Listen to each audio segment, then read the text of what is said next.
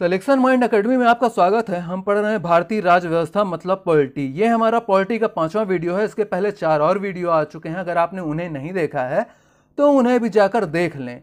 आज का हमारा टॉपिक है संविधान की प्रस्तावना। हम पढ़ते हैं एमसीक्यू के माध्यम से, मतलब हम प्रीवियस ईयर क्वेश्चन के माध्यम से सारा अध्याय कवर करते हैं। इसके अलावा हमने इतिहास के भी कुछ टॉपिक को कवर किया हुआ है। अगर आपने उन्हें नहीं देखा है तो उन्हें भी जाकर देख लें। साथ ही सब्सक्राइब करें हमारे चैनल को और शेयर करें अपने दोस्तों के साथ। हम बढ़ते हैं आज के वीडियो की तरफ।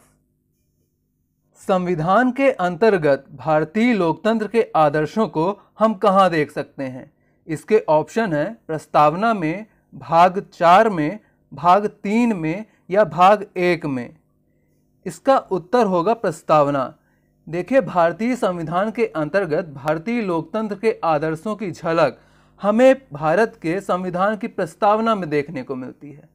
प्रस्तावना के माध्यम से ही भारतीय संविधान का सार, अपेक्षाएं, उद्देश्य, इसके लक्ष्य या बोला जाए तो प्रस्तावना के तत्व होते हैं संविधान को प्राप्त होने वाले शक्ति के स्रोत, देश का स्वरूप, संविधान का उद्देश्य, लागू होने की तिथि।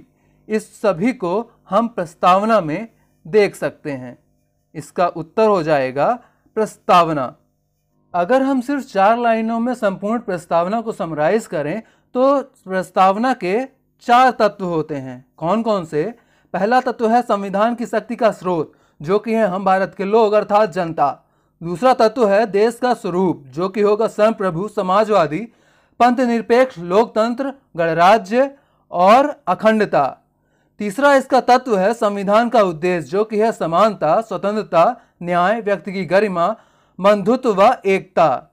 चौथा और आखिरी तत्व है इसका लागू होने की तिथि, जो कि है 26 नवंबर 1949, जिस दिन हमारा संविधान आंशिक रूप से लागू हुआ था और 26 नवंबर 1949 को ही यह अंगीकृत, अधिनियमित व आत्मार्पित भी हुआ था। सवाल है प्रस्तावना की भाषा के शब्द कहाँ से लिए गए हैं? इसके ऑप्शन हैं अमेरिका, ऑस्ट्रेलिया, कनाडा या साउथ अफ्रीका। इसका उत्तर होगा अमेरिका। देखिए, भारत के संविधान की प्रस्तावना अमेरिकी प्रस्तावना पर आधारित है। अगर हम आसान शब्दों में बात करें तो प्रस्तावना के शब्द तो लिए गए हैं अमेरिका से और प्रस्तावना की भाषा ली गई है ऑस्ट्रेलिया से।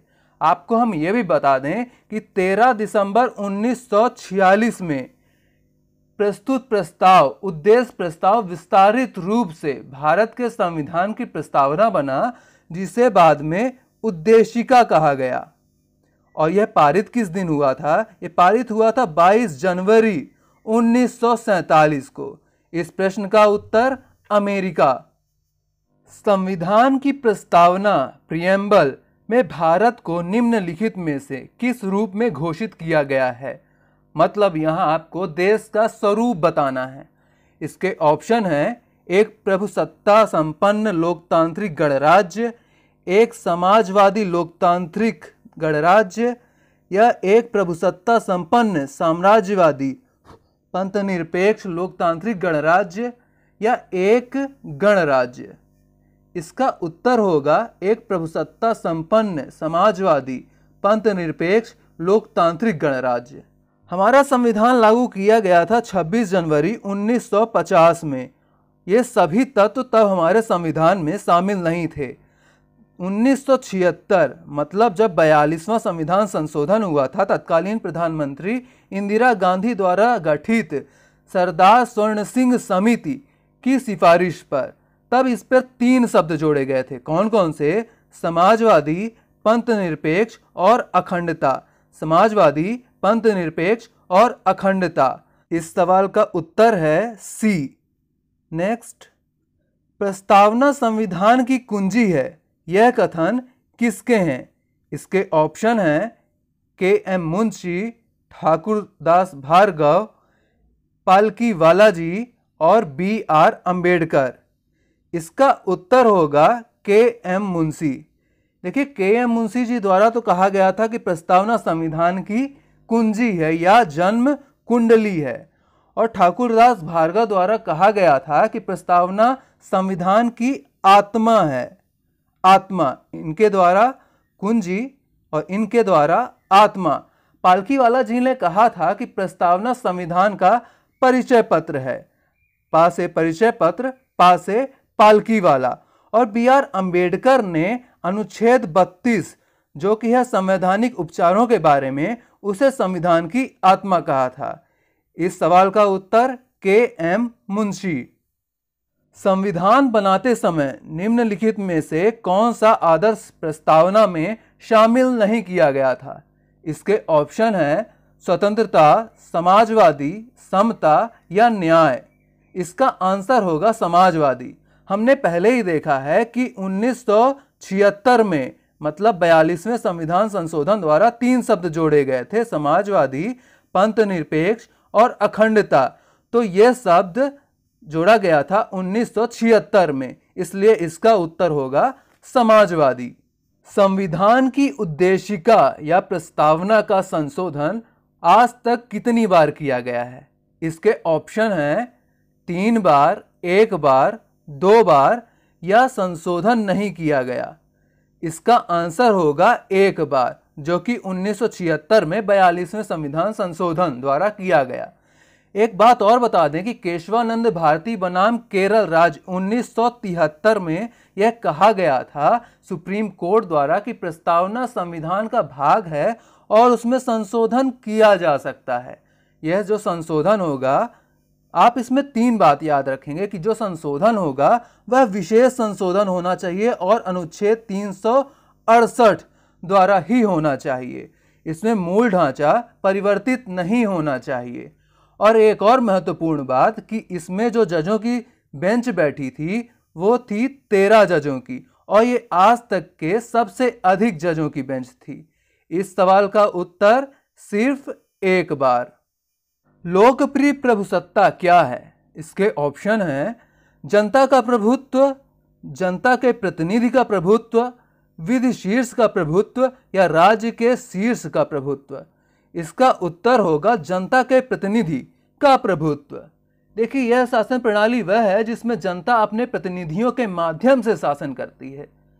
मतलब हम आसान भाषा में कहें तो जनता को अपने प्रतिनिधि को चुनने और समय समय पर उसे परिवर्तित करने का भी अधिकार होता है।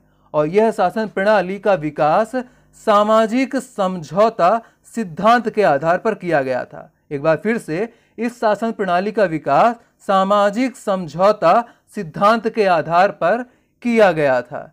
इस सवाल का उत्तर जनता के प्रतिनिधि का प्रभुत्व। भारतीय संविधान की प्रस्तावना में निम्नलिखित में से किस अभिव्यक्ति का प्रयोग नहीं किया गया है? अभिव्यक्ति मतलब शब्द का प्रयोग नहीं किया गया है। इसके ऑप्शन हैं सत्ताधारी लोकतंत्री गणराज्य, समाजवादी, धर्मनिरपेक्ष या संघीय। इसका उत्तर होगा संघीय। मतलब भारतीय संविधान की प्रस्तावना में संघीय शब्द का प्रयोग नहीं किया गया है, परंतु अनुच्छेद 1 में भारत को राज्यों का संघ घोषित किया गया है। राज्यों का संघ, ना कि संघीय, इसलिए इसका उत्तर होगा संघीय। भारत के संविधान में भारत को किस रूप में वर्णित किया गया है? इसके ऑप्शन हैं परिसंघ कल्प, राज्यों का संघ, एकात्मक या परिसंघ। इसका उत्तर होगा राज्यों का संघ। अभी अभी हमने देखा कि भारत के संविधान को भाग 1 के अनुच्छेद 1 में कहा गया है भारत अर्थात इंडिया राज्यों का एक संघ होगा। राज्यों का एक संघ होगा, इसलिए इसका उत्तर है राज्यों का संघ। सवाल है, हमारे संविधान की प्रस्तावना में किस बात का उल्लेख नहीं है? एक बार फिर से, हमारे संविधान की प्रस्तावना में किस बात का उल्लेख नहीं है? इसके ऑप्शन है न्याय का उल्लेख नहीं है, भ्रातृत्व का उल्लेख नहीं है, प्रतिष्ठा की समानता का उल्लेख नहीं है या वयस्क मताधिकार का उल्लेख नहीं है। इसका उत्तर होगा वयस्क मताधिकार का उल्लेख नहीं है। इसका मतलब न्याय का, भ्रातृत्व का, प्रतिष्ठा की समानता का उल्लेख है और वयस्क मताधिकार का उल्लेख अनुच्छेद 326 में किया गया है, लोकसभा और राज्य विधानसभाओं के निर्वाचन का होना। इसलिए इसका उत्तर होगा वयस्क मताधिकार। तो आज के वीडियो में इतना ही। हम मिलेंगे अगले वीडियो में। तब तक आप स्वस्थ रहें और पढ़ते रहें। हमारा चैनल भी सब्सक्राइब कर लें और शेयर करें अपने दोस्तों के साथ। वीडियो को लाइक करना भी ना भूलें।